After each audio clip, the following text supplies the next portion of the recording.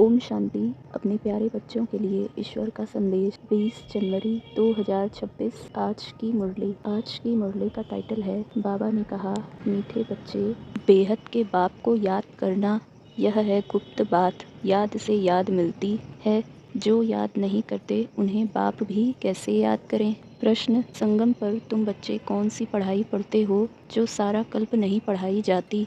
उत्तर, जीते जी शरीर से न्यारा अर्थात मुर्दा होने की पढ़ाई अभी पढ़ते हो, क्योंकि तुम्हें कर्मातीत बनना है। बाकी जब तक शरीर में है तब तक कर्म तो करना ही है। मन भी अमन तब हो जब शरीर न हो। इसलिए मन जीते जगत जीत नहीं, लेकिन माया जीते जगत जीत। ओम शांति। बाप बैठ बच्चों को समझाते हैं, क्योंकि यह तो बच्चे समझते हैं, बेसमझ को ही पढ़ाया जाता है। अब बेहद का बाप ऊंचते ऊंच भगवान आते हैं तो किसको पढ़ाते होंगे? जरूर जो ऊंचते ऊंच बिल्कुल बेसमझ होंगे। इसलिए कहा ही जाता है, विनाश काले विपरीत बुद्धि। विपरीत बुद्धि कैसे हो गए हैं? 84 लाख योनियां लिखा हुआ है ना, तो बाप को भी 84 लाख जन्मों में ले आए हैं।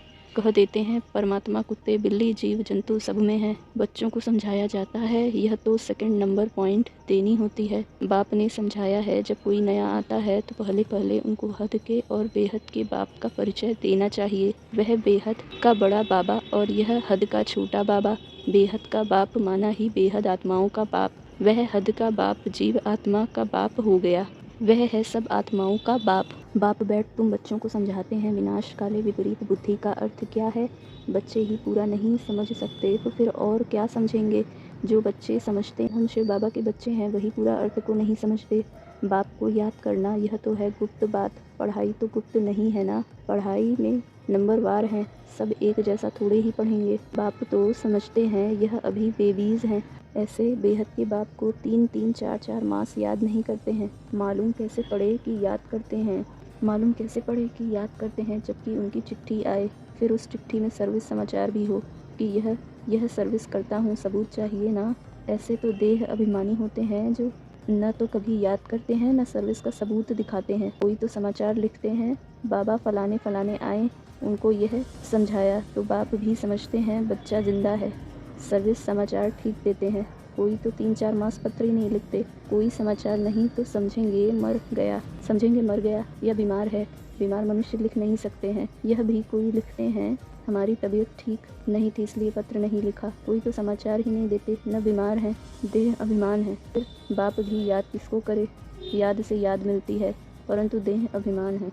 बाप आकर समझाते हैं, मुझे सर्वव्यापी कह 84 लाख से भी जास्ती योनियों में ले जाते हैं। मनुष्यों को कहा जाता है पत्थर बुद्धि। फिर बाबा कह रहे हैं, अब मन अमन तो तब हो जब शरीर न हो, बाकी मन अमन तो कभी होता ही नहीं। देह मिलती ही है कर्म करने के लिए, तो फिर कर्मातीत अवस्था में कैसे रहेंगे? कर्मातीत अवस्था कहा जाता है मुर्दे को। जीते जी मुर्दा, शरीर से न्यारा। तुमको भी शरीर से न्यारा बनने की पढ़ाई पढ़ाते हैं। शरीर से आत्मा अलग है, आत्मा परम धाम की रहने वाली है। आत्मा शरीर में आती है तो उनको मनुष्य कहा जाता है। शरीर मिलता ही है कर्म करने के लिए। एक शरीर छूट जाएगा तो फिर दूसरा शरीर आत्मा को लेना है कर्म करने के लिए। शांत तो तब रहेंगे जब कर्म नहीं करना होगा। मूल वतन में कर्म होता है नहीं। सृष्टि का चक्र यहाँ फिरता है। बाप को और सृष्टि चक्र को जानना है, इसको ही नॉलेज कहा जाता है। यह आँखें जब तक पतित क्रिमिनल हैं तो इन आँखों से पवित्र चीज देखने में आ नहीं सकती। इसलिए ज्ञान का तीसरा नेत्र चाहिए।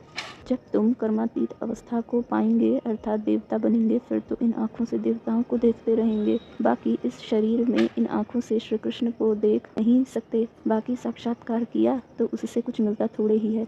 अल्पकाल के लिए खुशी रहती है, कामना पूरी हो जाती है। ड्रामा में साक्षात्कार की भी नोंद है, इससे प्राप्ति कुछ नहीं होती। अच्छा, धारणा के लिए मुख्य सार। पहले पॉइंट, बाबा ने कहा शरीर से न्यारी आत्मा हूँ, जीते जी इस शरीर में रहते जैसे मुर्दा।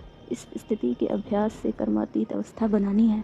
दूसरी पॉइंट, सर्विस का सबूत देना है। देह अभिमान को छोड़ अपना सच्चा समाचार देना है। पास विद ऑनर होने का पुरुषार्थ करना है। वरदान, अपने शांत स्वरूप स्टेज द्वारा शांति की किरणें फैलाने वाले मास्टर शांति सागर भव।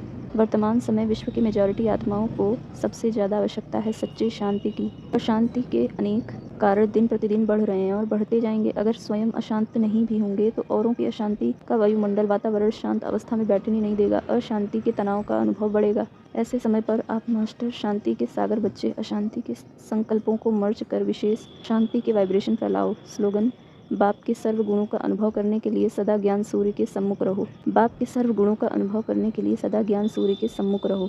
अव्यक्त इशारे: इस अव्यक्ति मास में बंधन मुक्त रह जीवन मुक्त स्थिति का अनुभव करो। अभी समय की बचत, संकल्पों की बचत, शक्ति की बचत की योजना बनाकर बिंदी रूप की स्थिति को बढ़ाओ। जितना बिंदी रूप की स्थिति होगी उतना कोई भी इविल स्पिरिट व इविल संस्कार का फोर्स आप लोगों पर वार नहीं करेगा। आप भी उनसे मुक्त रहेंगे और आपका शक्ति रूप उन्हों को भी मुक्त करेगा। अच्छा, ओम